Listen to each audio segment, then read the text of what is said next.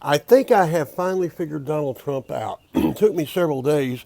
Last night, I was watching a video of the 12 most outlandish things that Trump ever said. And frankly, I'm a redneck from Austin, and it kind of blew me back a little bit. Uh, they expect us to say stuff like that. I mean, he said some goofy crap. But I got to thinking, this guy's got to have writers. He's hired, excuse me, weather blowing in. He's hired some top end people. He obviously has set up his scheduling dates and all that. And as an old songwriter from Nashville, I know you don't say anything by accident on stage, not very often, Uh, so whatever's coming out of his mouth is schemed and planned. That's the first thing I realized. The second thing that hit me was um, political correctness has overtaken the country so bad, and it was assumed that, well, this is the way that everybody is. And if you weren't politically correct, then you would assume that you were outside the scope, outside the circle. Well, Trump has made almost an art out of politically incorrect statements. And suddenly the percentage is well above 51% of people who generate toward that style. I mean, he says some goofy stuff. I mean, he says stuff that when I write down, I get ramped real bad and everything. But mainstream America is gravitating toward those statements. He just keeps rising and rising and rising, and he's going to have the perfect opponent, Hillary Clinton. Um, I can't believe I'm blown away. I'm speechless that anyone in their right mind who's not on crack would vote for that woman. This woman, when she was in the White House, and even before, when Clinton was governor and whatever, she was just a madam. That's all. Clinton went through one woman after another, and she either looked the other way or lined it up. She's just a madam. I mean, there you are. But Trump is going the non-political correct route, and the people are jumping on it. They're jumping on it. I mean, uh, this boy ought to be a Texan. I mean, going to build a wall along the border. Uh, he wants to throw all the Muslims out of the country. Um Klan members want to be delegates for him, and he looks the other way and don't say anything. But that's what America is. We're sick and tired of the nonsense. We're sick and tired of the nonsense. One thing that irritates me to death. Okay, I was born in Shreveport, Louisiana. I spent the first 11 years of my life in Louisiana, and the rest of the time I grew up right here in Central Texas. Okay, we've had some racial division. Okay, we've had some of that. But what gets me is the racial correctness got so fine tuned that I couldn't keep up with it.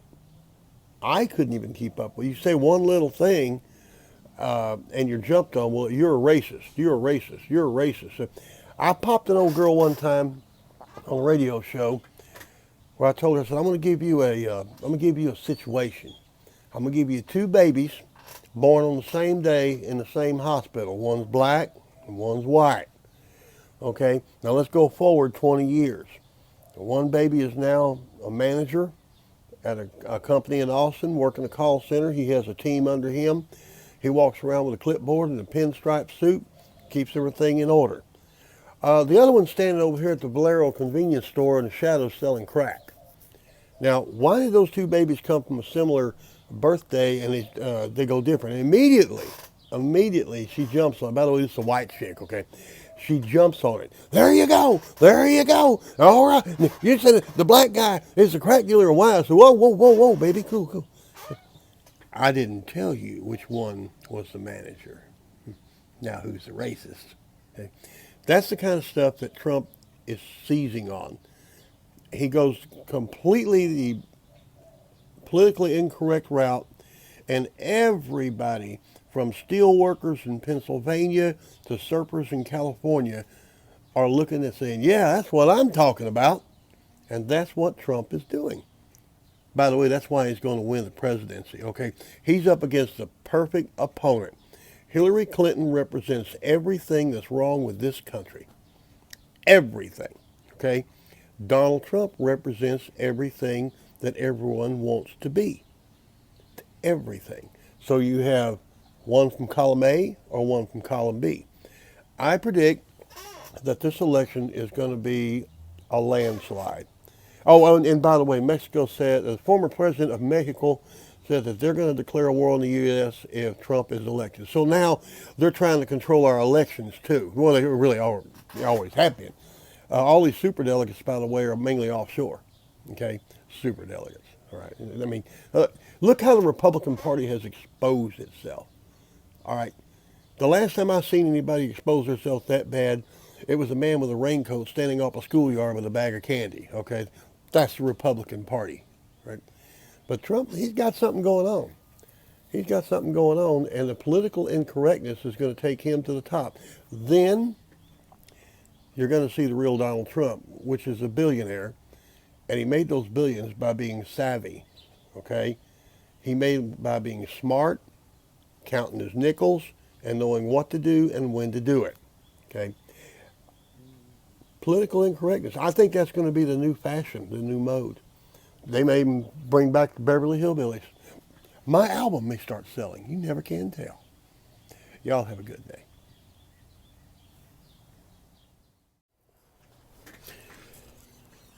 Donald Trump is going to be the next president of the United States. Now, I want all you little children to listen to that, soak it up. I want you to ignore what the mainstream media is telling you. Ignore the polls, look at the crowd, and look at the mood of the country. The Republican Party is bucking and rolling right now because they've held control and sway for so long. Same with the Democrats. These political machines have been in place in order to pick and choose who's going to be in office, and then they control who's in office because the president will cleave to the party that paid the tab for him to walk into the White House. That is the way it truly is. Trump is a deal changer. He is going to change the world. He is going to win. Hillary is a joke. She has more political luggage than Britney Spears at a pot party. Okay? That is the way it is. Now, you can cite all your numbers. You can cite all your nonsense. You can cite anything you want. But Trump's groundswell is so great that if he doesn't take the nomination and he doesn't win, there is literally going to be a revolution in this country because the Illuminati's control of the political system will be totally exposed. Alex Jones won't look like a nut anymore. It's right there for everyone to see. The very fact that Paul Ryan is considering supporting Trump, he's just not quite there yet. Okay, look, idiot. All right. Donald Trump has the support of the people.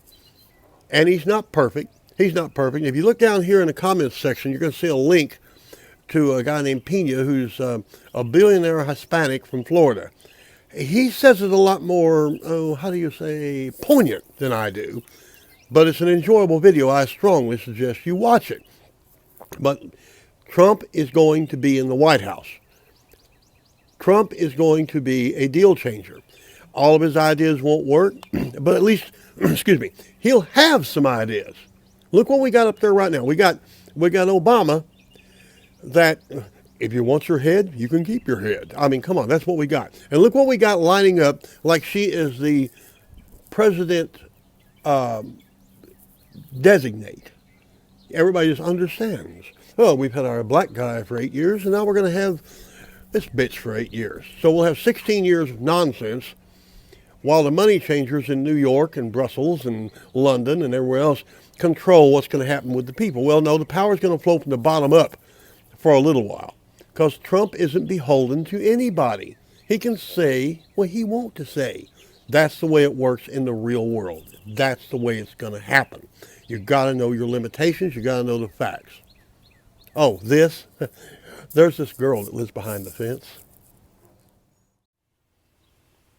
The children gathered round, their little faces glowing in the light from the fireplace. Tell us a story, Papa. What kind of story would you like? Something relevant, the little girl said. Yes, the four boys chimed in. Relevant, relevant.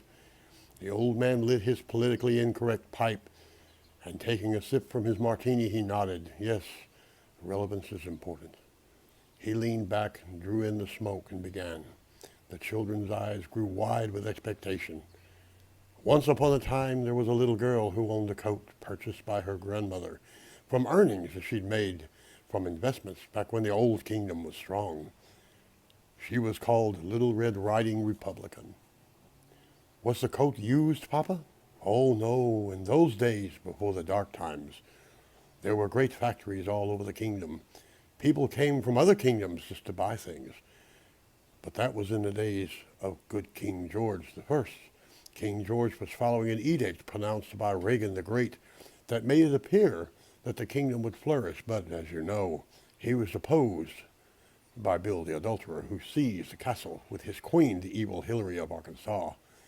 Or was it New York? No one could ever really tell, because she had the ability to shift change to the point where people couldn't even tell if she was a queen or a king. But I digress. The wind howled from outside the cottage, and the old man put another log on the fire. As the embers leaped from the fireplace, he continued. Subsequently, Little Red Riding Republican grew up in a time of war, for after a season, and a half a season of the Adulterer, the son of King George I regained the castle, and the people rejoiced. They said, the factories will now return, grain will fill the silos, and we will have more gold, for good King George II will give back to the people that which the adulterer has taken. But they were wrong, weren't they, Papa? Oh, yes, they were. For King George II was not like his father. While he was away at jousts, an evil prince conjured up his knights and told them to ride on the backs of dragons and destroy the two towers wherein the wealth of the kingdom was being kept, for he believed that this would crumble the kingdom. King George II went on a crusade, but he could never find the evil prince. What little gold he had left he spent pursuing this prince. But the prince vanished as if he had magical powers, and after that, God dimmed the light of his wisdom, and King George II began to imagine that the evil prince was here, there, everywhere. And he saw windmills that existed only in his mind. And he pursued those windmills with a vengeance, even slaying other kings who had no such windmills. And freedom was soon gone from the land. And the people said nothing because they thought King George II was like his father, right, Papa? Yes, they did. They thought that he was a member of the Sacred Order of Republican, but in reality he was not. They had memories of King Reagan the Great. The little girl's eyes grew wide, and she said, but King Reagan was not a king at all, but the court jester. Right, Papa? You are right. He constructed bedtime stories that turned the people into a false sense of security. King George II was using these same bedtime stories to make people believe that the windmills were real. King George II made crusades against kingdom after kingdom until he had exhausted all of his gold. Freedom was gone from the land, and a great pestilence came upon the kingdom, the plague of recession. He told the people lies. He said paper was gold, and that the evil prince was mounting an even greater army to make another war. Where did King George go, Papa? Well, that's where Little Red Riding Republican comes in. She had been raised in the wisdom handed down from generation to generation. She had eyes of blue and flaxen hair that fell down around her shoulders. She would take long walks in the country, and one day, during one of these walks, she came lost, and a figure appeared out of the thin air. It was the Black Knight. And no one knew where he came from. Isn't that right, Papa? Yes, he claimed to be a great prince, but he did not have the royal seal. Indeed, he had conjured one up that was a lie. But the people believed him, and they did not want to be cursed with political incorrectness lest they be called racist for even mentioning that the Black Knight's inability to lead was there. He asked her where she was going, and she told him that she was going nowhere, for she had lost her direction. He told her that he, the Black Knight, would show her the way out of the woods by using a magic incantation that he called Hope and Change. Little Red Riding Republican did not totally believe the Black Knight, but he smiled upon her and she became vexed. But he was a member of a dark and secret order, the Order of the Liberal Democrat. symbolized by a talking jackass. They lie and they steal and they vex people increasingly. And they eat little children like us. Oh, yes. They eat little children before they're born. And if they are born, they steal them and they give them to anyone who has the gold to buy them. And the Black Knight so vexed Little Red Riding Republican that she began to believe all of his lies. Then, by way of sorcery, he pretended to show her a path out of the woods. She could not see that the woods were still there, but the Black Knight had fooled her by an evil incantation called misdirection. She began to run through all the villages calling the Black Knight will save us. Only he has the magic, and the people believed. The kingdom rose with such a veracity that they even gave the castle to the Black Knight, and he became the king. But he had no magic, did he, Papa? Oh, no.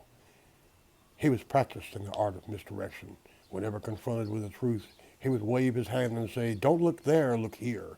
And while the people were looking at his right hand, the left would be doing all manners of iniquity. He took the two-edged sword called Constitution, which had been withdrawn from the rock of the tyranny centuries before and given to the fathers of the kingdom, and he flung it into a room known as the Supreme Court, whereupon it began to dull its edges until it was no longer a sword but a club. Soon the entire kingdom was under a cloud of lies called political correctness, and no one could discern the truth, for all the wisdom had been taken from the land, and the sword of Constitution was a club to beat the people into submission. People longed for the days of the great kings, but those days were no more.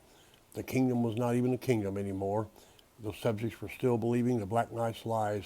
Other kings did not, and they did not fear the Black Knight's armies, nor respect his paper gold anymore. Soon the kingdom was overrun with bandits, known as immigrants. But Papa, whatever became of the Little Red Riding Republican? Oh, that's where the story changes. She regained her wisdom by listening to a very wise prince, Lord Donald of the Tower of Trump. And she began to read and understand, and scales fell from her eyes, and she saw clearly all the lies and all the sorcery the Black Knight had wrought upon the kingdom. Lord Donald swore to make the kingdom great again, and behold, a new kingdom sprang from the earth, and the Black Knight gnashed his teeth, tore his robe, and his paper gold became as ashes in his mouth. The kingdom was saved, and the people said, "We shall find and sharpen the sword Constitution and use it on the heads of the rulers of the Supreme Court. And the sword will protect us again." And so it came to pass that Prince Donald became the king and placed the sword in the center of the palace known as the White House. He instructed the people to keep the sword sharp, for if it ever loses its edge, evil will again befall the land. The old man finished his martini and said, "Now, children, you must go to bed tomorrow. You must be ready for school, and people have jobs to do." But Papa, whatever became of the Black Knight? He was vanquished to a prison called CNN, where to this day he tries to revive his scroll of racial division by means of political correctness, but the people no longer believe, for they know that he too is seeing windmills that are not really there.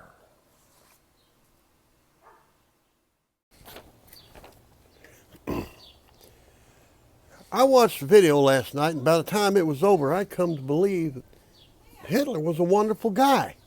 No poo-poo. There was this little girl's voice expounding Hitler's virtues, likes, dislikes, his artistic abilities, love of mankind, and of course there was no Holocaust. We couldn't have any of that crap. That was just all a scheme perpetrated by the Jews to take over Hollywood. There were scenes of Hitler playing with puppies, holding little girls, smiling, and thousands of people gathering around him like he was the second coming. I crappeth thee not. Now let's get real here, folks. If you believe Hitler had a decent bone in his body, you're freaking nuts. I've read Mein Kampf, okay? As a matter of fact, I understood how the CPS works after reading it. Use it against them. Y'all may swat them bees now. Let's go forward, let's say about 70 years. Hillary Clinton is so far out on the left that it's laughable. The only thing that's more laughable is the people who support her. I didn't say black people, okay? See, that's where you thought I was going, so now you're the racist, okay? I've seen some white chicks supporting Hitler that I wish I could pick up in a bar.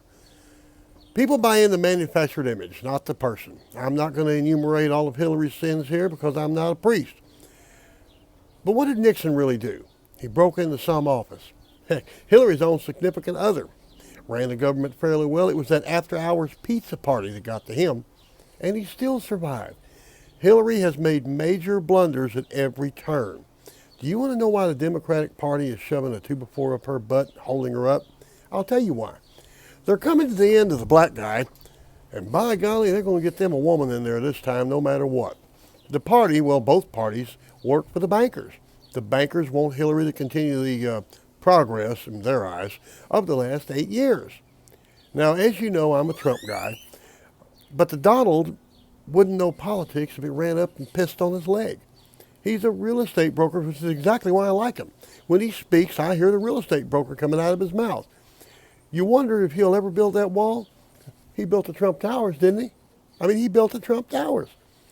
He will find the brick and mortar and the funds to build a wall. And you'll be darn lucky if there's not a neon sign right on top of it going Trump, Trump, Trump. If the Republican Party had any sense, and when they have their little sit down with him next week, all they have to say is, Donald, look, you've done a magnificent job awakening the people. But Hillary is a politician. She killed an ambassador, laughed in the Senate subcommittee's face, and strolled out of the room like she had good sense. You don't have to change any of your ideas. Just please let us help you package them. Together, we can actually beat her at her own game. Trump said it pretty well yesterday. There is a reason he's a rising star. He is giving the people what they want. He is vocalizing the frustration of the people at the beltway politics that have held sway for too long. All the people. Unless I miss my guess, even California will swing for Trump. All but Whoopi Goldberg. She's moving to Kenya. I believe if Trump listens and is as smart an arranger as I think he is, he will be the next president of the United States. Hitler was a wonderful guy.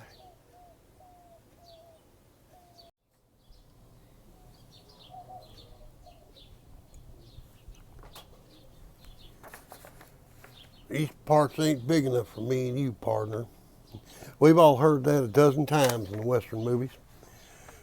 What was once called the Bureau of Livestock and Mines eventually evolved into the Bureau of Land Management. No matter what you call it, the BLM is the largest landholder in the United States. It's bigger than McDonald's, but you wouldn't know it from all the cattle they steal. While people like Lavoy Finicum are killed and Cliven Bundy is jailed, the Greenpeace hippies sing the praises of the National Park Service. I hope they have a picnic basket, boo.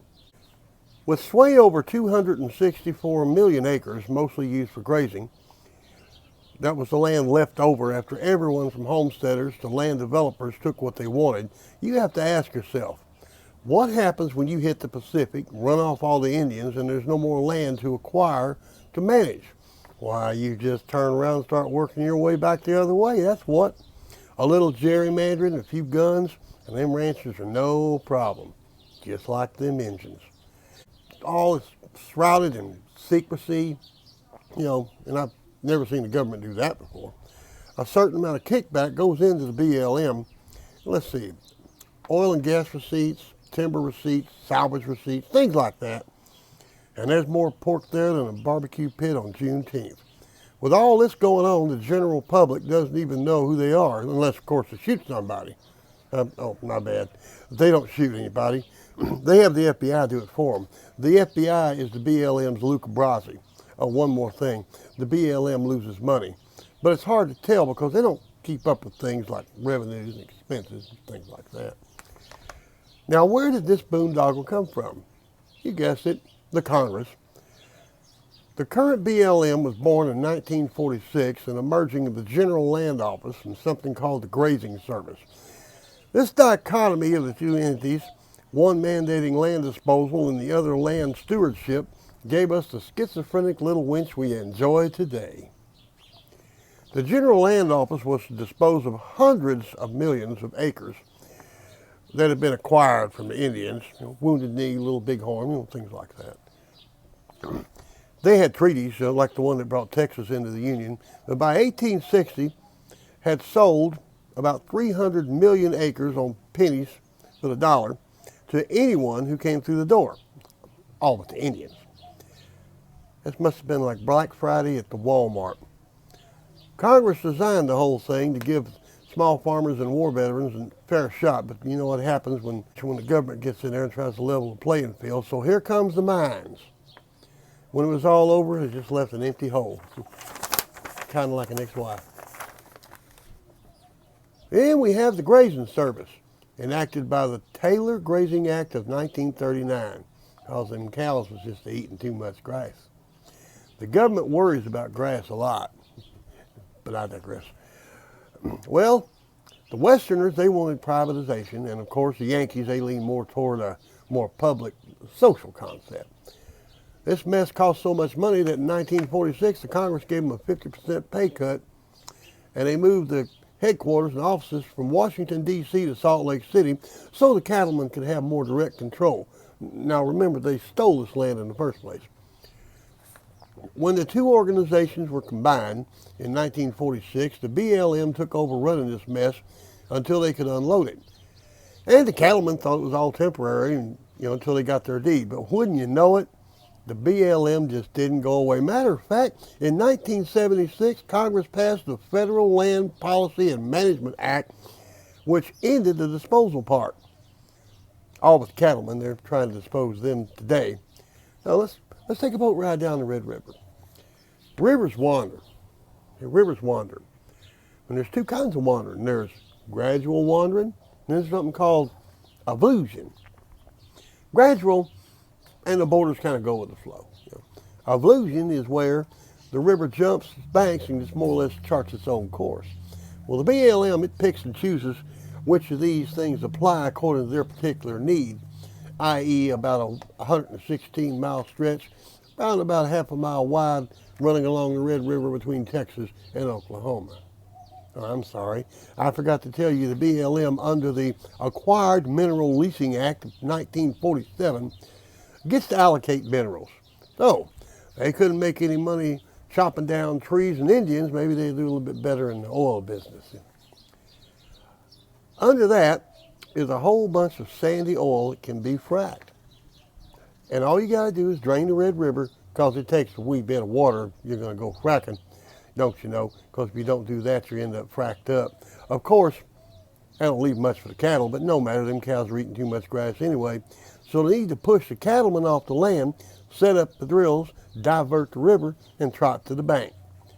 The cattlemen now respectively disagree, but let me give you a formula. Okay, now write this down. This is what's called the algebraic formula. BLM plus FBI equals somebody gets shot. These parts ain't big enough for me and you, partner.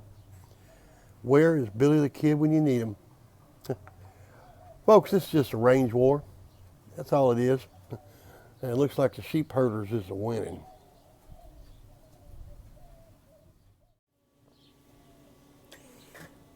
Style is something that comes along after many years of working with a particular way of communicating with the public. Sometimes you don't even know what style is, or if you even have a style. But if you're fairly centered on what you think and fairly believe what you think and everything, you will develop a certain way of communication, and I've done that. My way of communicating does not agree with everybody. For one, I scattershot. I scattershot a lot. I changed my opinions over time, and this is natural. When I came on to RER, well, it's been 3 years now, I didn't know anything about Texas politics. I dabbled a little bit watching national politics, and I watched Fox News all the time. So when I came on RER, I began to run around with Doc Green, Kathy Glass, listen to George Rodriguez, Heidi, people like that. And I began to form opinions about Texas politics. Naturally, over the last 3 years, my opinions have changed. I wasn't dead set against immigration 3 years ago. I've worked with Mexican people out in West Texas, and I had a natural sympathy for what I considered people who were coming over trying to pick oranges and take a little money back to Mamacita. Well, that's all changed, but then the terrain has changed. It's not them coming over anymore. It's something totally different.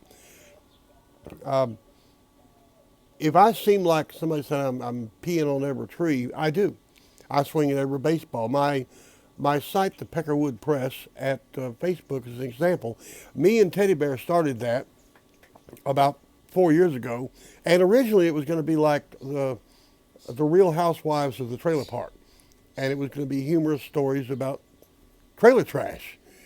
Well, that didn't fly a lot, but I kept the site going. And when I put up an article, I have a formula that I use, and I click down through this formula, and that's the way I blitz the social media.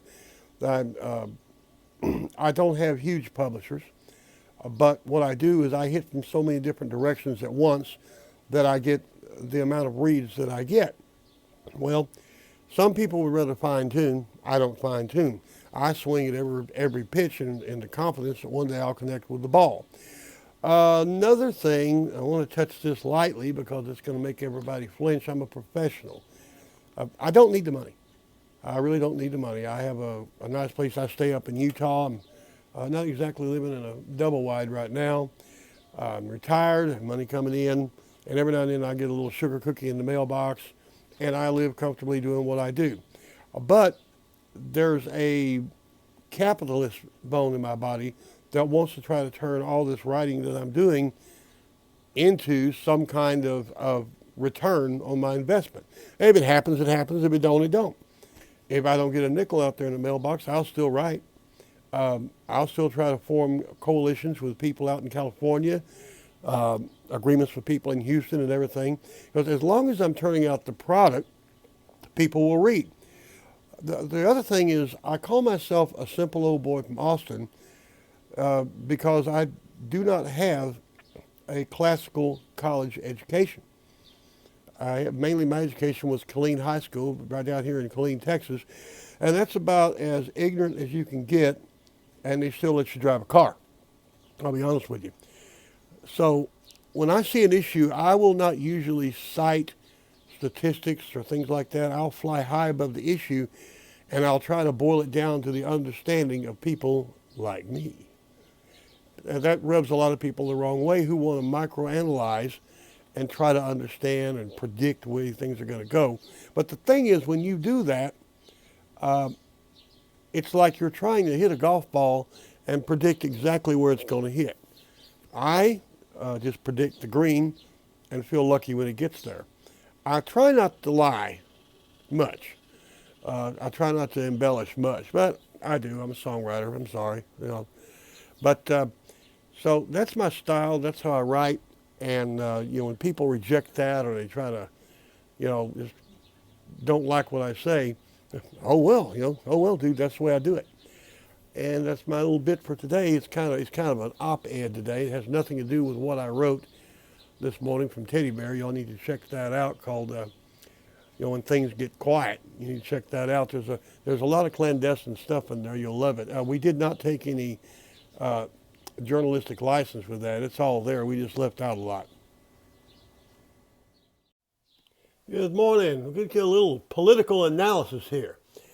Tuesday night, Donald Trump stomped a mud hole in Ted Cruz's butt and walked it dry.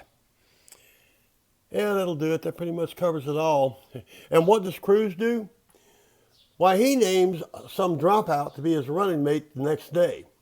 In Nashville, we have a saying that if you get two weak songwriters together, they write a weaker song than either one of them could write independently.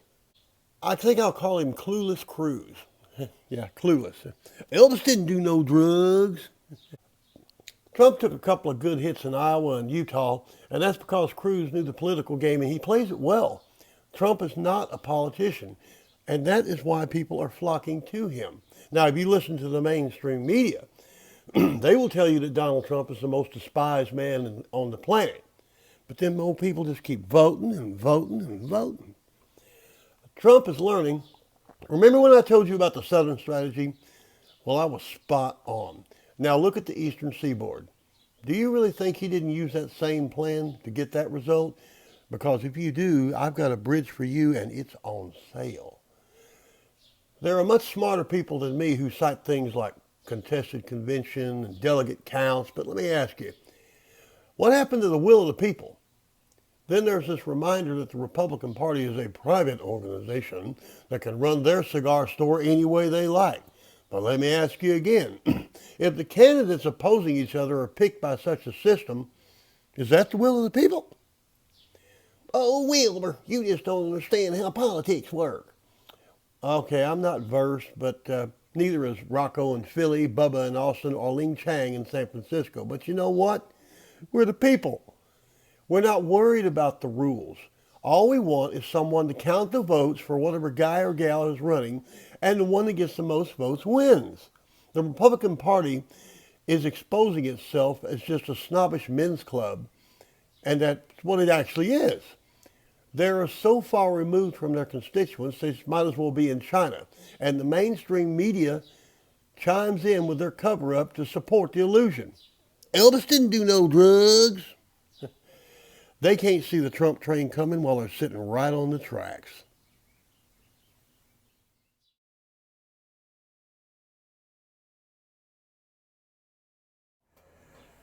You know, I've been working all weekend coming up with what you would call a business plan.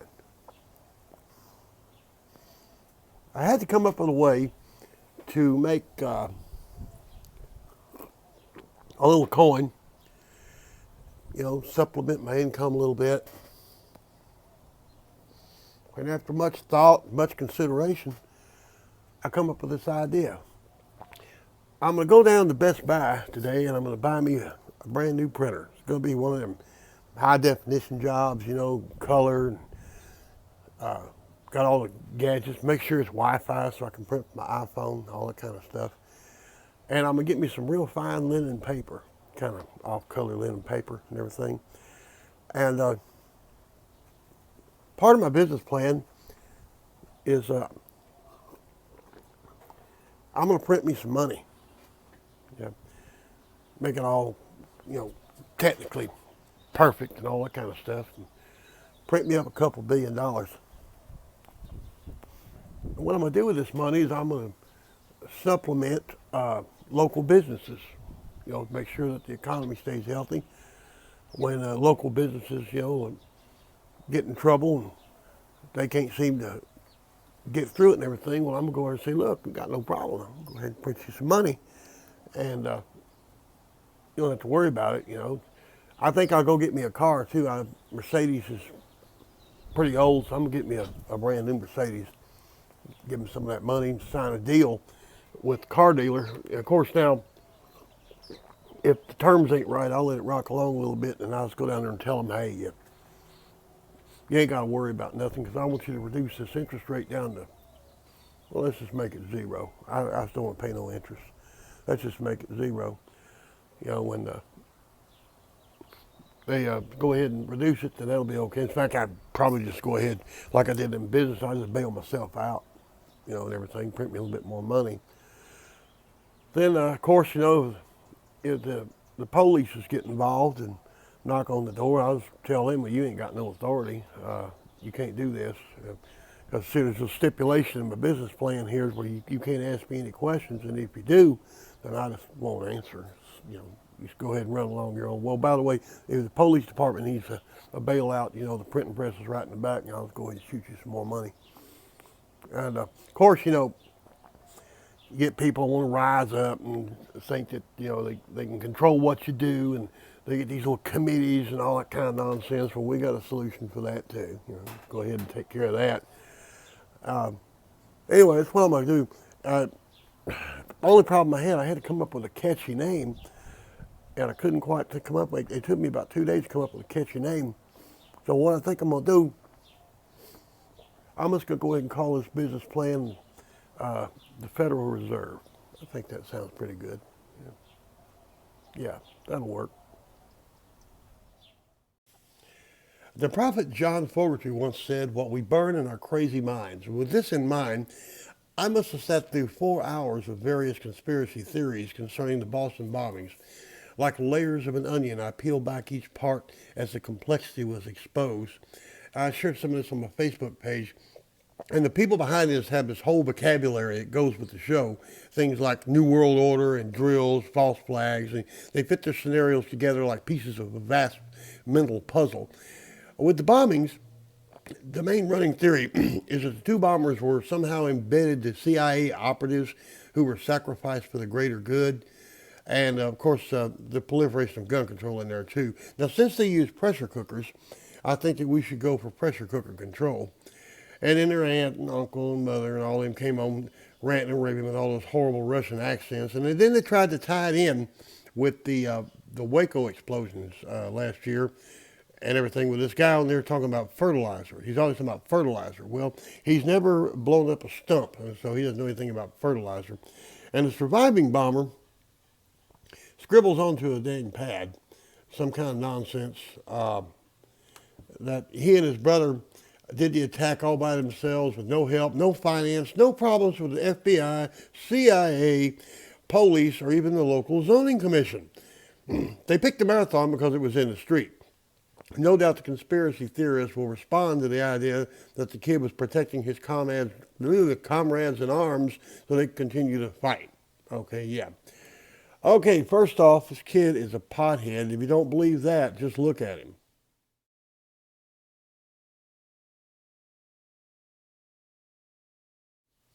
This little nerd crawled right out of the yellow submarine and followed his lunatic religious nut brother into hell.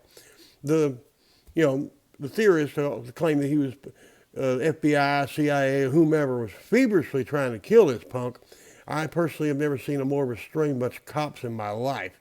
What with robots and helicopters and infrared cameras, dogs, cats, everything. I personally would just lobbed a real hand grenade in there and went ahead and finished the day and paid the guy for his boat. But I have a theory and a prejudice. In my life, I've never seen our government successfully carry out anything. I mean, look. We couldn't invade Cuba. We couldn't conduct a burglary that a crackhead could pull off. And we couldn't even get a favor from a little young intern with the secret police watching the door for the wife. Now, if you want to be alarmed about the government, there you go. Under Obama, they're proving they can't slap a fat kid in Korea, and they can't negotiate the price of a call girl in South America. By the way, I learned how to do that in Mexico when I was in the 10th grade. Yeah. We catch fish off of Alaska. We take them all the way to China to pay the interest on our debt. Then in turn, the Chinese bring them all the way back here and sell them to McDonald's. We have thousands of avocados baking in the sun in Southern California, but what do we eat? Dung-covered avocados from Mexico. Now that's because the government is stupid, right? The Congress and the Senate are as useless as them things that hang off of a bull or hog that never get used. And the Supreme Court, and don't get me started, we probably get better rulings from George Roy Bean.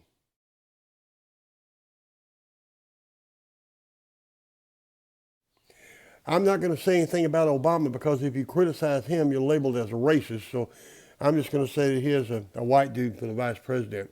If our government could pull off a conspiracy, just one, I would probably feel more secure. Maybe, invade Indonesia after an earthquake or a major tsunami, and we could win that war.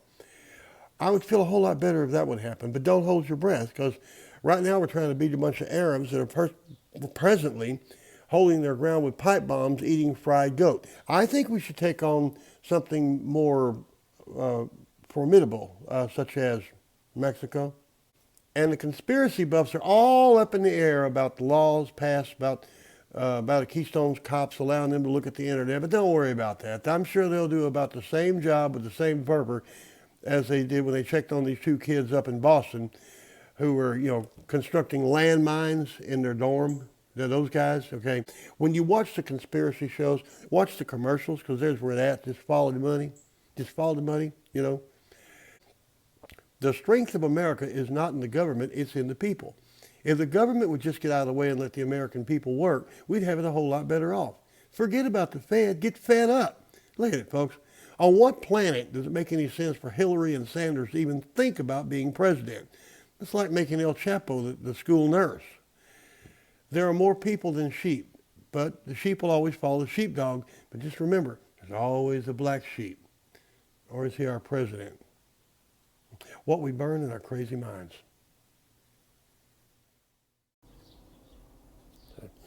Scared. I want y'all to write that down because there's going to be a quiz later. Scared dictates a lot of things that people do. I've said before, and I'm going to say it again. Texas is in fact a republic. It's a de facto republic. Uh, Back in like World War II, just because Hitler invaded France and put his troops in there, that did not mean that France was not a republic. It was a republic under occupation.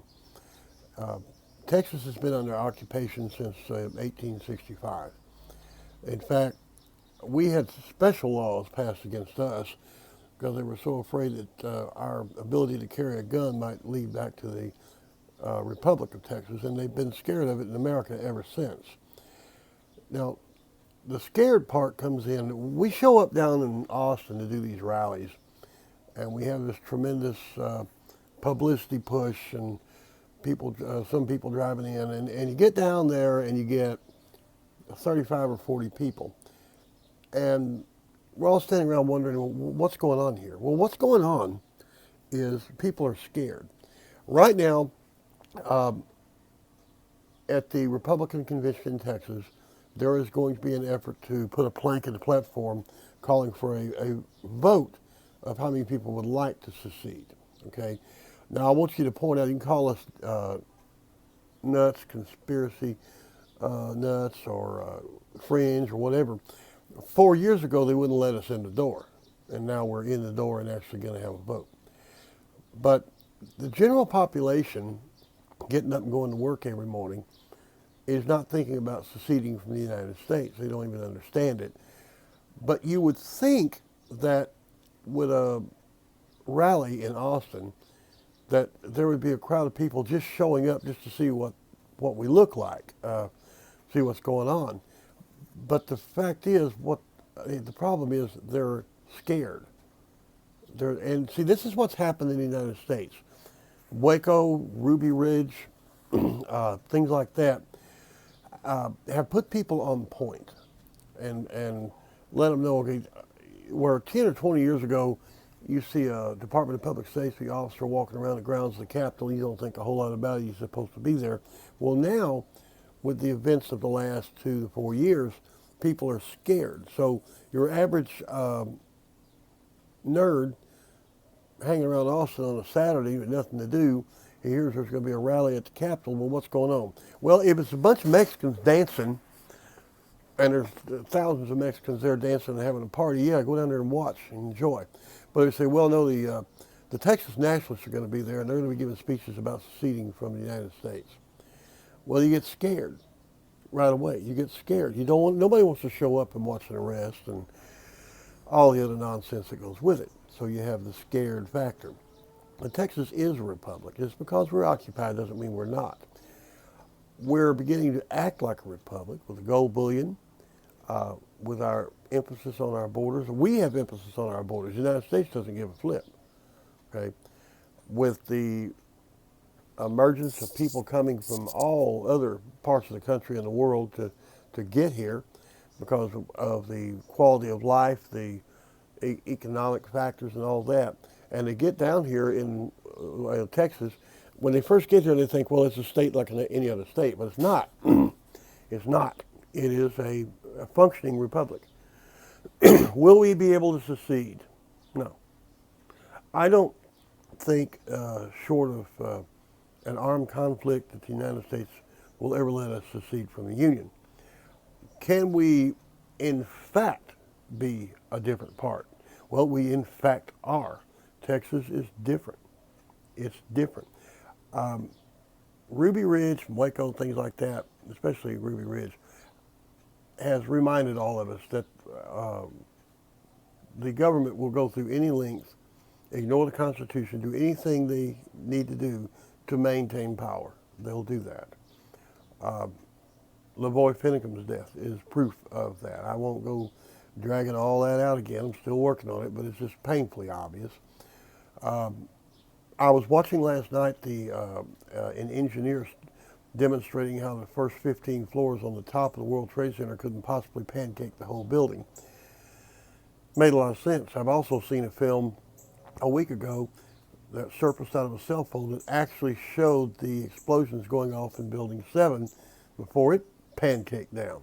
Okay, so there are sinister elements within the American federal government. And these sinister elements are there to maintain power, they maintain control. Texas stands directly in the way of that. We're directly in the way. Texas has more oil than all of the countries in the world combined except Russia. We've got cattle, we've got tech, we've got people, we've got labor, we've got economics and everything. God knows we got all the Mexicans. But Texas is a big stumbling block for the power brokers in New York and Washington. Now, the way they're going to try to bring us down is they want to infiltrate Texas and turn it into Caltex. California was a beautiful state, beautiful people. Everybody wanted to get there and everything. And these powers went in there and basically, it's still a beautiful place, but it's just not California anymore. It's a joke. Everybody makes jokes about California and everything. And it's a pity because it was such a beautiful place. Texas is long noted that when somebody else screws up, we watch very closely. And we're not a bunch of rednecks, a bunch of fools, anything.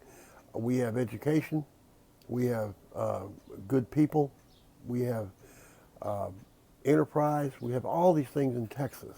Okay, and if you want to know how stout we are, how did that Ebola work out for you? All the world was coming to an end. The religious nuts reciting the book of Revelation and everything else, and all of a sudden, there weren't no more Ebola here. Well, it's because it came to Texas.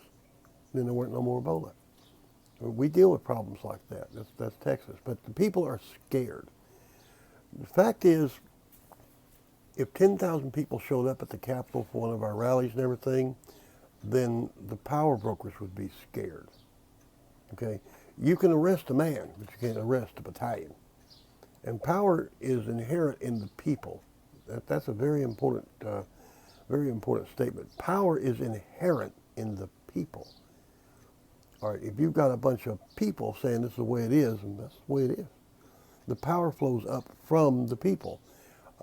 This enema that they call the American federal government is a complete inversion of the way the Constitution was laid out. And people are scared. So, y'all think about that. And you think about the way Texas is approaching this. It's not going to be easy. It's not going to be easy. There will be more Ruby Ridges. There will be more Lavoie Finnegans. There will be more of this. But one day, those people will show up. They will show up. Okay? And then the Illuminati will be scared. We Texans have proved two things. Okay? We've proved two things over the last couple hundred years. We are the people that will back up in an old church and shoot at you, and we proved we can't count to 5,000. Y'all be cool. And we're going to say, click. Charlie Chan used to have a thing he used to say back in the old days. He said, ah, so. Things have changed a lot since Charlie's days. Global communications are dynamic. The one thing you must remember that this global thing is fairly new.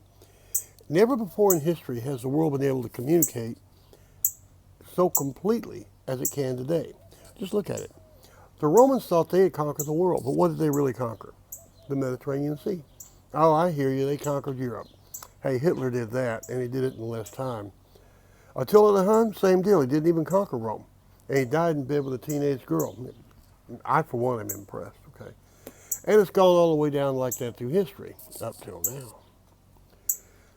People are used to governments being the powerhouse of the world stage, but you know there's a new kid on the block. It's called the corporation.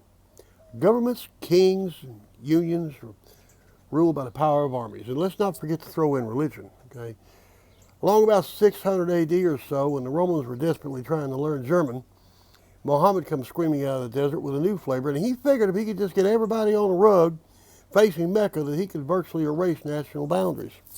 Then came the Holy Roman Empire, followed suit, and by 1000 AD, we had two factions all suited up and embarked on what really amounted to World War I. Now, I hate to say this about my noble ancestors, but Europeans are an unstable flock of pricks. Oh, they look down their noses pretty good now with gun control, free marijuana, and lots of polite talk about how bad the Americans are. But we learn from the best. I watched the most interesting video last night. It was a time-lapse thing showing how the European borders had changed over the last 1,000 years or so. And brothers and sisters, the most stable time was when Hitler was in control. Imagine that. With this latest push about the Ukraine about a year or so ago, the lamestream media tried to make it look as though it was something new. You look across somebody's border and say, oops, somebody over there is speaking Russian, so that's mine. And this isn't restricted just to Russia. Oh, no. You have the Roman Empire, the British Empire, and the American Empire. You may swat them bees now. And Americans are like roaches. And once you get roaches, you hardly ever get rid of them. Americans haven't learned anything through history. They haven't learned anything. When you defend your borders, that's cool. When you defend someone else's border, that's not so much. You will be hard-pressed to find a single area on the globe where there is not an American presence of some kind. And it's all very politically correct, of course. Americans have an uncanny knack of peeing down someone's back and trying to tell them it's raining. Meanwhile, while worrying about Russia, Americans' borders are less secure than Disneyland. But while the white folk are worried about the price of vodka, there is a group of people slowly rising, getting ready, and slipping onto the world stage through a back door. The Chinese. Now wait, before you start laughing and call me a Texas redneck, hear me out. Within one lifetime, China has evolved. Back in the 1930s and 40s, the Japanese kicked their butts all over the Gobi Desert. It was like a little skinny kid slapping the fat boy on the schoolyard, and the fat boy stands there crying and sucking snot. And just think about it. China has really never invaded anybody. In fact, they're famous for building walls to keep people out of their country. Well, in the words of Bob Dylan, times they are changing. We of European descent invented the corporation. The Chinese took it to the nth degree. China doesn't have an economy. Their economy is whatever the chairman tells them it is. So when you value the dollar up against the yen, you basically have a sliding scale. The yen comes across as a poor cousin. Only problem is the yen's buying stuff. The Chinese are buying America. The same little yellow guys who built the railroads that span the continent are now bidding for them. And Americans are too greedy or too stupid to notice. Who controls Long Beach, the only deep water port in the West Coast? Look it up. Check it out. Who completed just now the largest corporate sale in the last 5 years? Have a bowl of rice. When did these guys stop being communists? Anyway, I digress. There's only one teeny tiny little bump in the Manchurian highway, and that's Texas. Our old-fashioned racist, redneck, tobacco-chewing, gun-toting population of nationalists cast a jaundiced eye toward all these Yankee shenanigans. There are three types of people that are slipping over the border right now. First, of course, you got the Mexicans, then the Central Americans, but the third largest group is the Chinese. So on one hand, you have them trying to buy Los Angeles, and on the other hand, you have a whole new flavor of wetbacks coming across the border. The Texas nationalist movement is more American than you might imagine. We actually believe in things like borders, real money, mommy and daddy, hot apple pie, and then there's that nasty old Constitution. When Texas secedes, we won't even have to write a Constitution. We'll just use theirs. We're not doing anything with it right now. While the Nortes are picking one from column B and two from column A and paying for it by selling their souls, the Texas contingent is drawing a very politically incorrect line in the sand. When it comes down to it, the Republic of Texas become a reality. The western United States will have a choice. They will eat rice or they will eat steak. I frankly don't know. I look out at California and I see men marrying men, women marrying women, and dogs marrying cats. And I really can't see that bunch of wineheads doing a whole lot of anything. Oh, by the way, dudes, you need to check out the Chinese philosophy on homosexuality.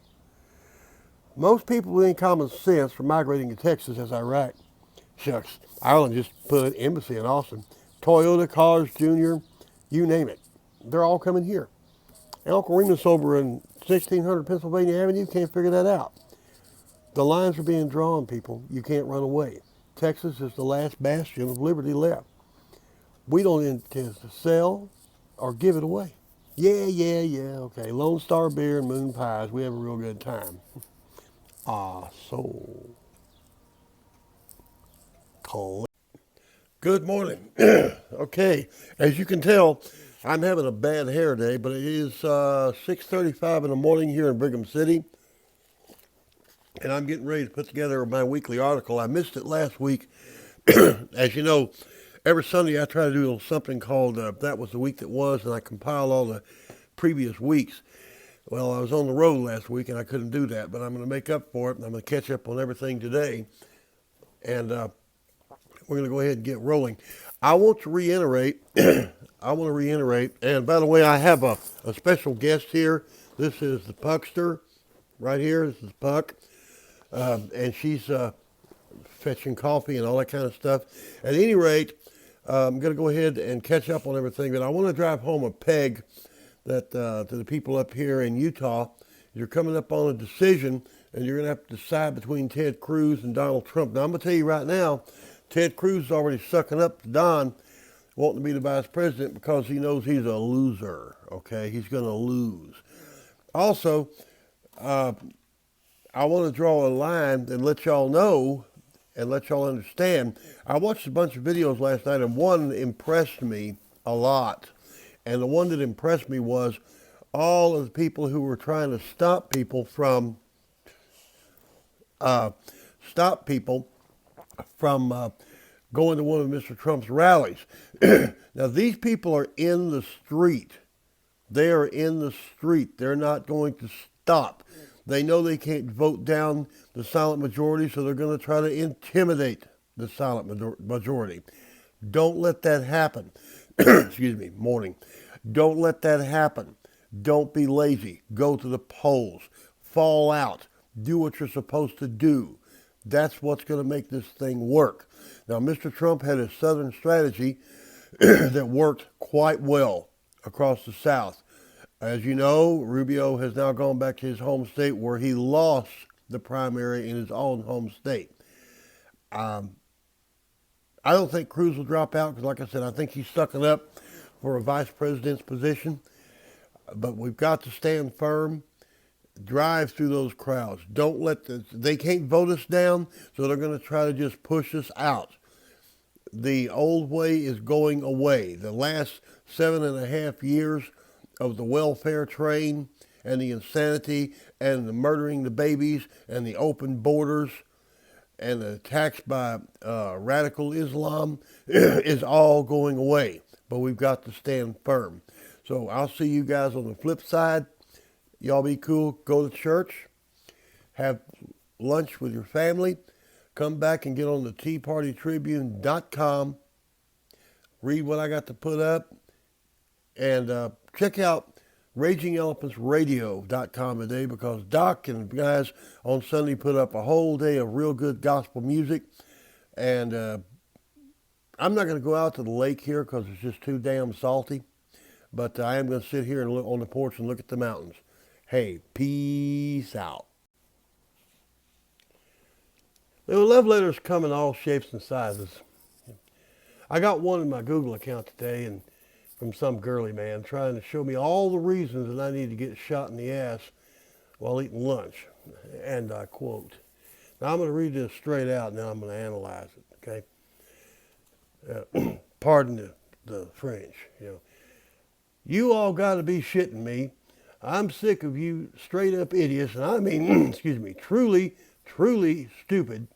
How could you ever think anyone carrying a gun will bring down crime? None of these idiots with guns have even had 10% the training to decide when to open carry. What if someone starts fighting you when you decide to kill this person, and when someone sees you pull a gun, they will all think you are a criminal, not all think you are a criminal, and shoot you. It's fear begets fear. Another scenario. Most people live in apartments. Someone breaks in. Most crazy people will just start shooting and probably kill a baby next door and God knows who else. Hey, idiots! There was a time when we all carried guns. It was called the Wild West. For the reason that everyone killed everyone, and even then you could not carry a gun in or around town. You had to drop your gun to the sheriff and pick it up on your way out. How dare you not respect our police force? They have a life and death job, and you're taking up my tax-paying dollars with your massive ego attention. Okay.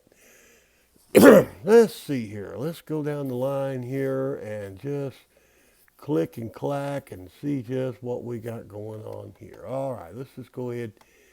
Anyways, butter my butt and call me a biscuit. Yeah. Let's start with stupid. How could you ever think everyone carrying a gun will bring crime down? Well, gee, let's see. I'm putting gas in my car and a homeboy comes up and says, "Oh, give me all your money." Appearing to reach for my wallet, I pull out a nice Smith & Wesson 40 instead.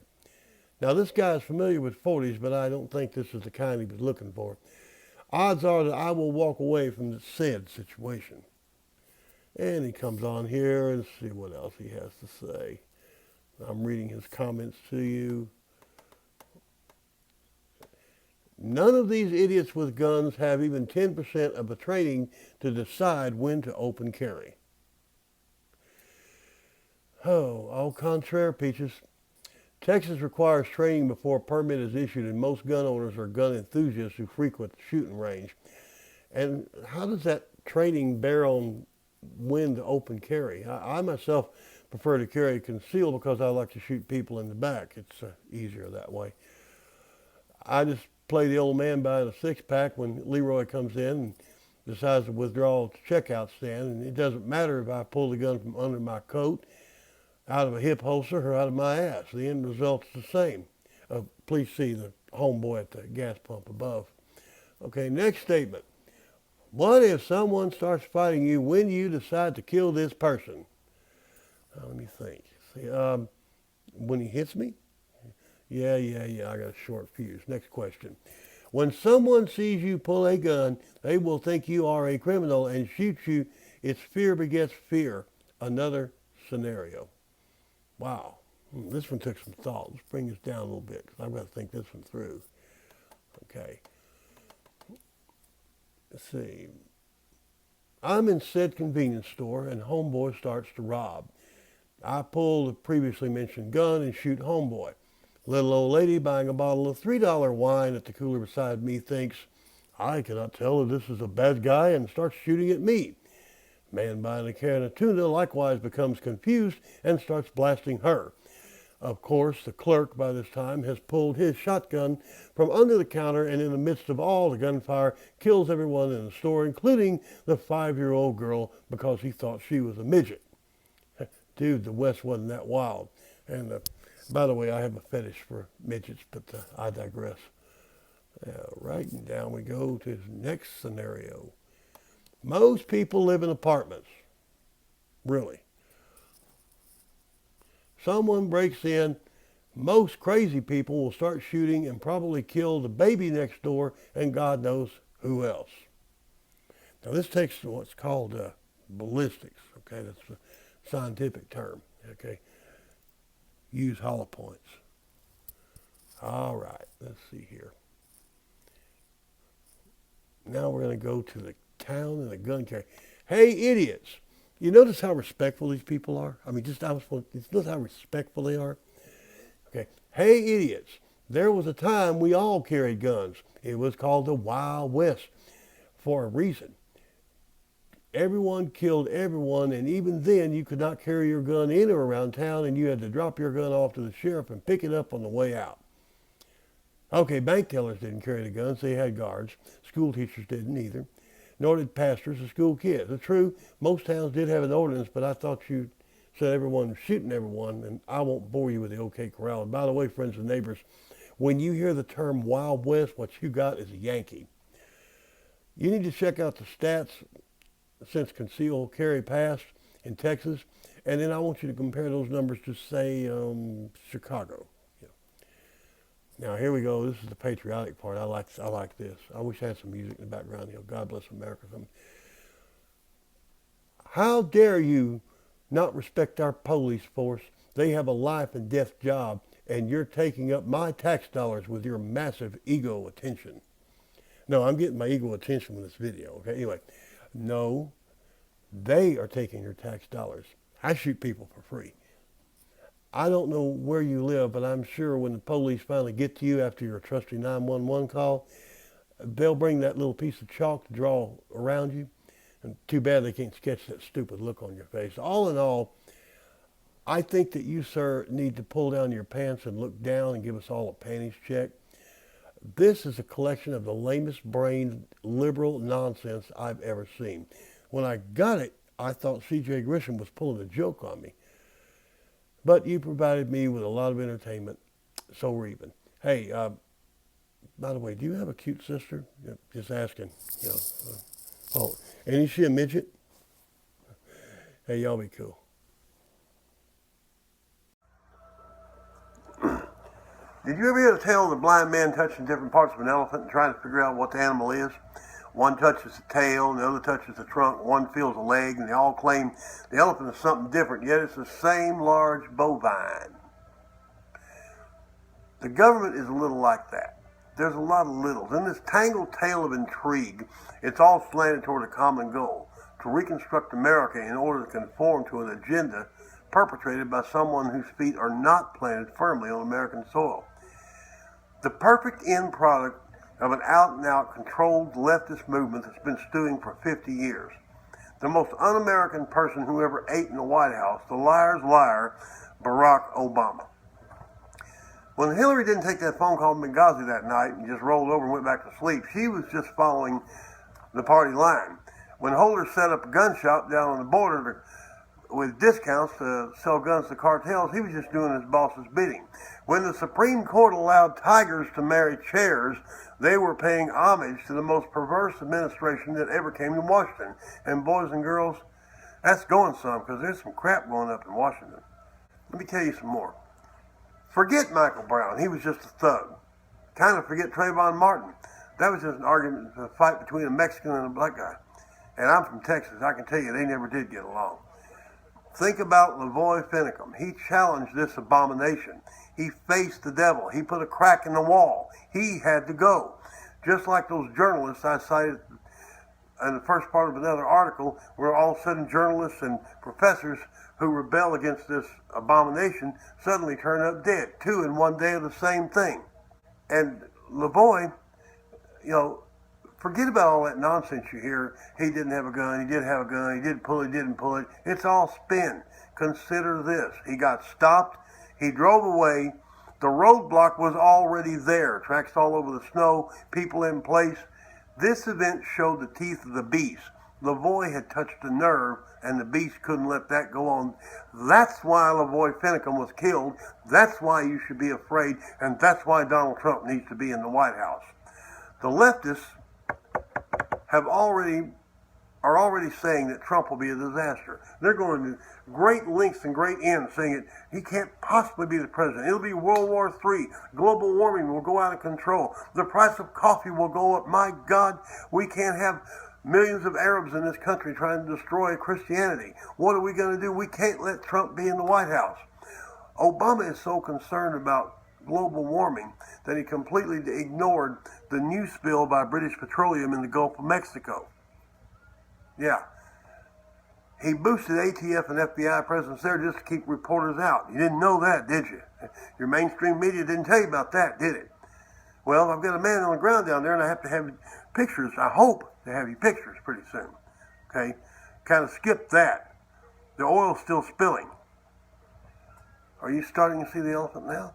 Well, it's not an elephant. It's a woolly mammoth, and it's time that we make this puppy extinct. William Barrett Travis has now drawn his line in the sand for 300 million Americans, and they're all standing there scratching their asses. Well, brothers and sisters, the enemy is at the wall. And if you don't believe that, I'm not a white boy from Austin.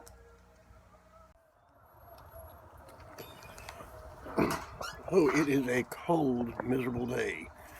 No blue skies today, my friends. Do you remember back in the day when Pablo and the boys used to come over the border and pick cabbages and, sing in the fields, La Cucaracha, La Cucaracha. And they send money back to Mamacita. And everybody in South Texas knew about it. Wasn't no big deal. And they'd always been there. There's kind of a third culture between the Mexican and Texas border anyway.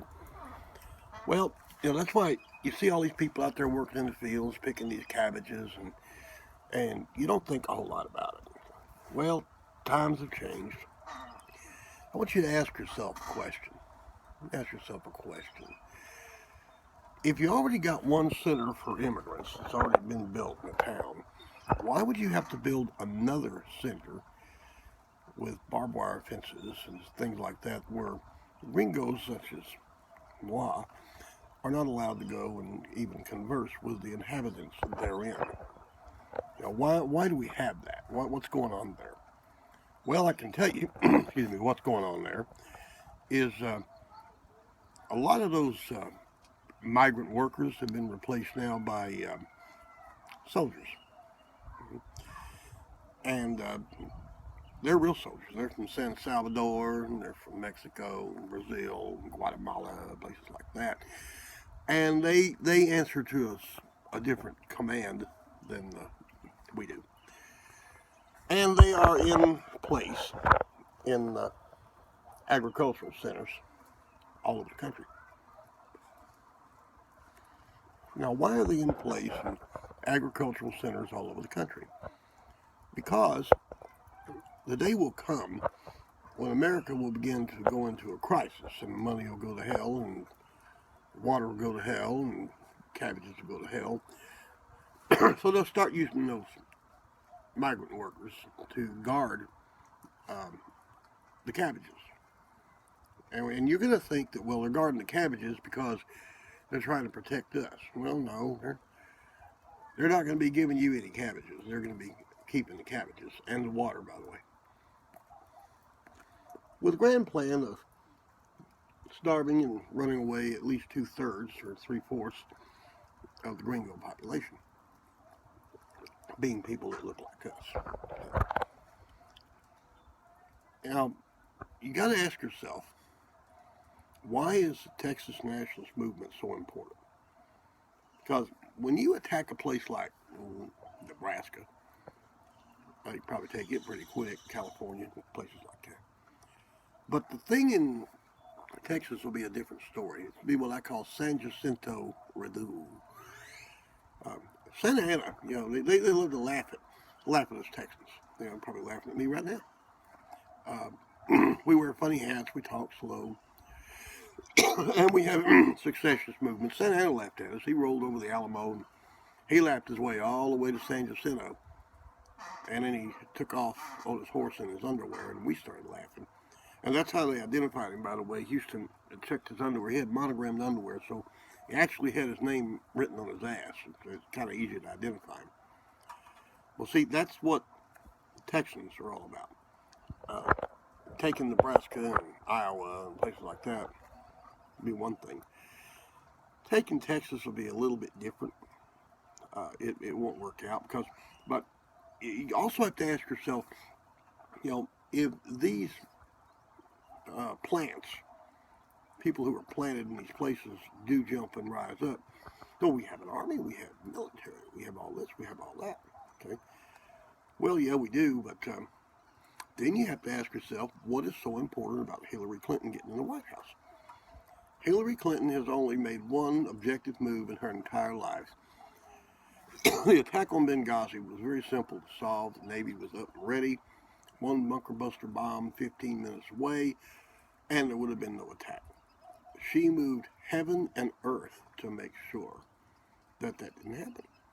So if we have this unilateral uprising in the United States, and you think that our Army and Navy are going to protect us, they will be told to stand down. Because why? Because the Joint Chiefs of Staff and the Pentagon no longer run the show. Courtesy of Obama, the UN runs the show now. So there you got the UN running the show. The Jade Helm thing, the whole Jade Helm fiasco, where everybody, the big deal, Alex Jones had a big deal going on. And everybody got a big laugh when it was all over. His naysayer said, well, wasn't nothing to it. It was just a maneuver, just checking our border security and all that kind of stuff. No, it was a dry run. It was a dry run. It was setting in place what's going to happen when we have the cabbage war. Okay? So now they know they can do it. Now they know that they can take over certain areas. And you'll see these cabbage pickers patrolling your streets under UN command. Okay? So eventually, though, it'll drift down to Texas. And God willing and the creek don't rise, we'll put it down. Probably form a new republic because there won't be any America. And maybe in the long run we'll be able to give whoever's left up there their America back. We'll just use their Constitution. They're not doing anything with it right now. It's just food for thought. It's food for thought. Just remember, San Jacinto Renew. Okay? That's very important. Very important. Well, good morning. It is a nice morning. Weather's okay. I'm up, showered and everything. Yeah. I smoke a cigarette in the morning. I drink coffee. Deal with it. I also drink whiskey at night. Okay. Anyway, I was listening to the debate last night and paying attention to Mitt Romney. Did an article yesterday about Mitt Romney. Let me inform you people about something. Let me tell you something. If you think there's a two-party system in this country, you're probably wrong. There's a one-party system. There is no elephant. There is no donkey. It's just one party, and it's symbolized by a jackalope. A jackalope is a crossbreed between an antelope and a rabbit. All right? Ask yourself, and you'll see this exposed real fast if you ask this one question. If you've got a thoroughbred racehorse in a race where it's hands down that racehorse is probably going to win, why would you try to replace that racehorse with an old gray mare? All right, well, see, that's what they're doing with Romney. The Republicans, or not the Republicans, the Republican hierarchy, for some reason, has taken it upon themselves to say, well, we're going to destroy Donald Trump. We're going to stop his train, whatever. Now, why would they do that? Why would they do that? He's a winner and everything. They're doing that because he will not do what the bosses say. And he says that quite openly. He won't do what they say. So they've got to get somebody in there that's dim-witted enough to do everything that he's told. Well, Mitt Romney. The other so-called, I don't know what you call them. They try to call themselves Tea Party, but they're not Tea Party. I don't know why Rubio's even in the race. I'll be honest with you. This guy, this man is running for president. When I talked with Crystal Lee Larimore, we decided to tone my language down a little bit in my articles and everything, and some of my rhetoric. And I said, okay, that's cool because we're going national. That's good. Well, this presidential hopeful has gone to making dick jokes. All right? The kind of stuff you'd hear in a biker bar. Let's just be honest. He runs around making dick jokes. I can't put it any other way. I guess the reason he's in the debates is they have 4 spots and they got to put somebody in one of them. All right? And then we got the prospector from last night, the Booger Master.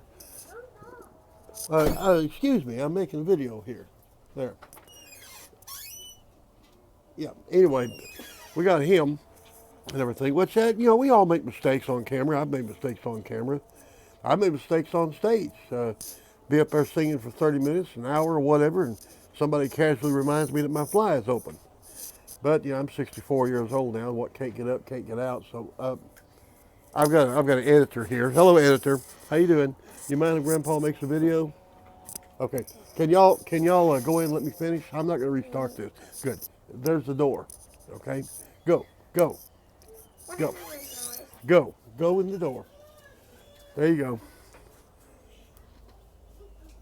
They're such a blessing. Anyway. Ted Cruz ate a booger last night. I'll just be perfectly blunt. But back to the Republicans.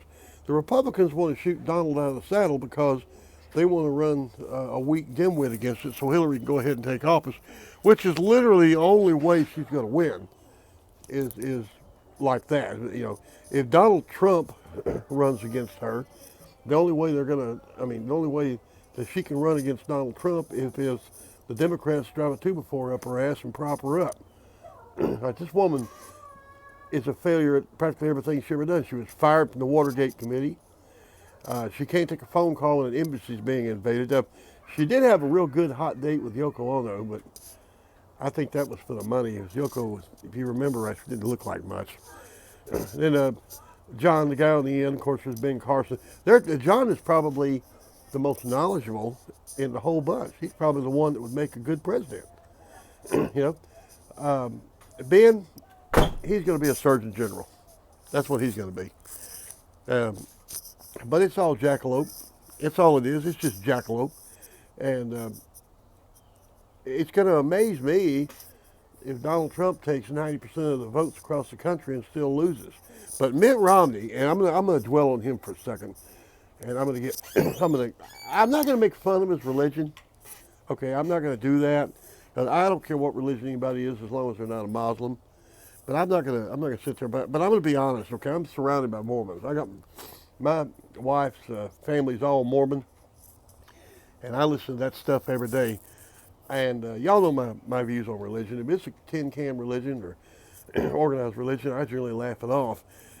I really laugh off magic underwear. Okay, I'm going to be perfectly honest. I look at Mitt Romney and I listen to his rhetoric and I listen to what he's saying and everything, and the only thing I'm thinking about is his magic underwear.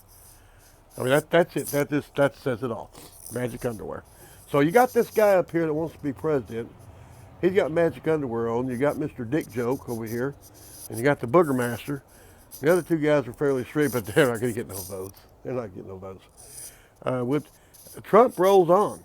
I mean, he just rolls on. What's going to be interesting, I think what he's doing is almost like a bloodless revolution. That he's reshaping the Republican Party, and by reshaping the Republican Party, he's going to reshape the political scene. And he probably doesn't know a whole lot about running government, and that's a fact.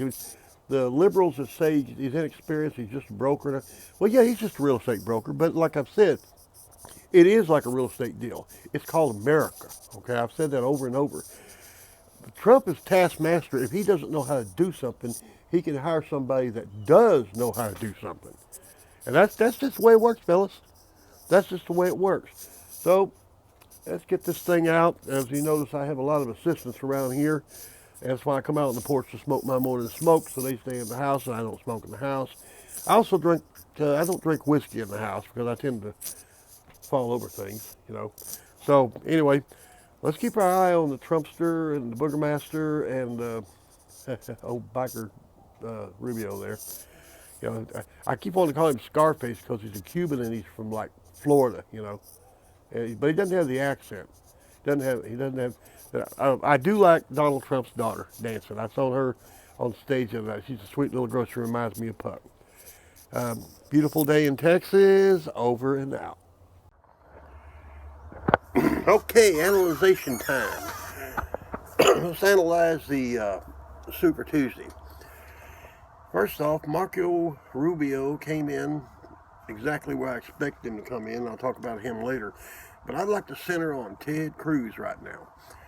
I sat for about 35 minutes last night on ABC News live feed where his little campaign thing was set up, I guess in Houston, and watched all these people gathering and everything, gathering. And he finally cut to a commercial and I cut for a beer. But here's the deal. When he came up, now, remember that his strategy, his idea was he's going to sweep the South. All right. What we got was he took Texas. Now, for somebody to take their home state, it's kind of like, hey, everybody, look, my mommy voted for me. My mommy voted for me. Okay. And, of course, he took Oklahoma, but that's no big deal. Meanwhile, Trump trumped on along and everything, and I'm going to write an article about my feelings about the Republican Party and their treatment of Donald Trump later on today. But the main thing is, very nice that, Texas home state, Cruz's home state voted for him. And it's not to be minimized because Texas is a big chunk of delegates. It's not exactly what you would call a landslide last night. I mean, it's not, not exactly, mainly because Cruz lives here and he probably hung around here a whole lot more than he did in, like, Alabama or anything. Now, let's get to Rubio. um, I got to keep this clean because I'm going to put this up on a lot of family-oriented Facebook sites. But way, way, way back in the day when I was Weird Wilbur and everything, I played in a lot of biker bars, and they would occasionally have measuring contests, and I won't go into details. And apparently that's what Rubio thinks the presidential nomination is all about when he's talking about hands. Okay, he went very deep about the size of Donald Trump's hands. Well, Marco, I got kids here. Let me explain something to you. It's not the hands, it's the boot. Okay, it's the boot. And by the way, my shoes are a 12 double E. Okay, so let's get that straight. The other thing about Rubio is, I don't want to get racial about this, but I'm going to anyway. See, he's a Cuban and he's from Florida. And every time I hear that, I think Al Pacino. I don't know why. It's just me. It's just Al Pacino. Y'all connect those dots. Meanwhile, Hillary, she came on and did her little speech and all that. I have never heard a more scripted, canned bunch of crap in my life. And of course, she alluded. Everybody seems to be alluding to the KKK. I think the membership of the Klan has probably been boosted about 20% this week because most of us didn't know they were still out there. Most people really never heard of David Duke or anything, and now you got people that are looking that way saying, "Wait a minute, hey, we got somebody out here who thinks like us," So, and as far as Trump not disavowing the Klan or disavowing David Duke and everything, okay, let me clue you people in just a little bit, all right? Let me clue you people. Donald Trump is a New York City real estate broker, right? New York City real estate brokers do not usually hang with the Klan. I mean, they might, I don't know, but it's possible. Anything's possible. I don't think they really hang with the Klan. And he probably was scratching his head just like a lot of people saying, I didn't know there was still a Klan out there. Actually, there isn't a Klan anymore. There's a bunch of semi-rednecks that run around and they hold that title above their name, try to impress people, but you don't burn crosses anymore. Nobody hangs from the trees. Nobody takes them very serious or anything. But I'd like to show you something now. We don't have the Klan anymore, but we've got the Black Panthers.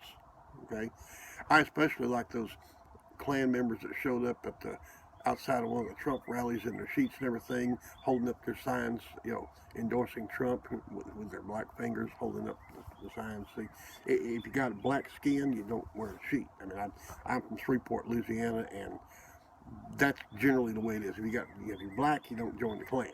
Now they may have changed their qualifications. They might have a section for them, but I don't know. I personally have never actually seen a live Klan member in my life. I've seen them on movies, but I've never seen one. But anyway, we're going to roll on through the rest of the nomination process and all that. I'm going to go into detail on this in my article with the Tribune today, and it'll get a little more livelier than this and everything. I guess maybe the sheets might go on sale now. I don't know. Let's put Rubio in the sheet. There you go. That'll work. We'll put Rubio in the sheet. What difference does it make if you go out and vote? I've seen people say that it makes no difference at all. What difference will my vote make? It's all rigged. It's all fixed. All this kind of stuff. But that's the problem. That's the problem that we're having. This election year is a turning point for America.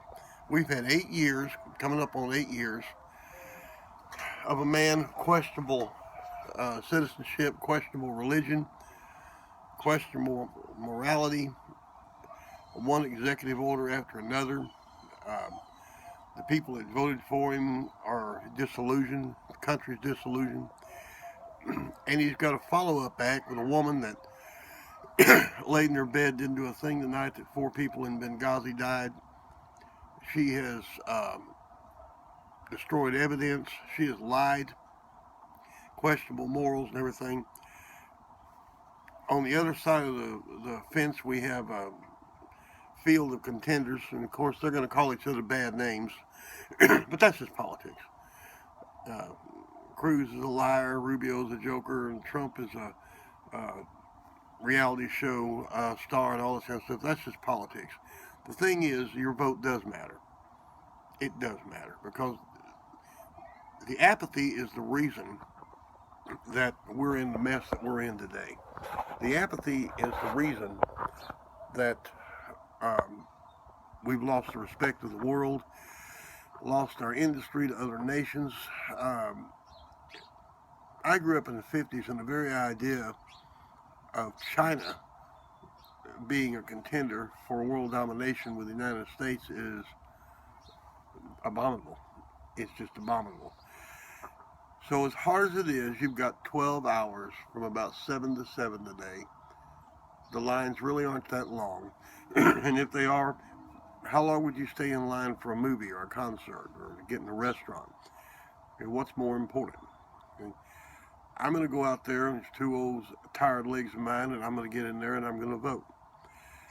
And I think you should too. And really, it doesn't matter if you vote for Trump or Hillary or Sanders or whatever, but vote. Because whatever comes out, if we all show up and vote, then the will of the people will come out.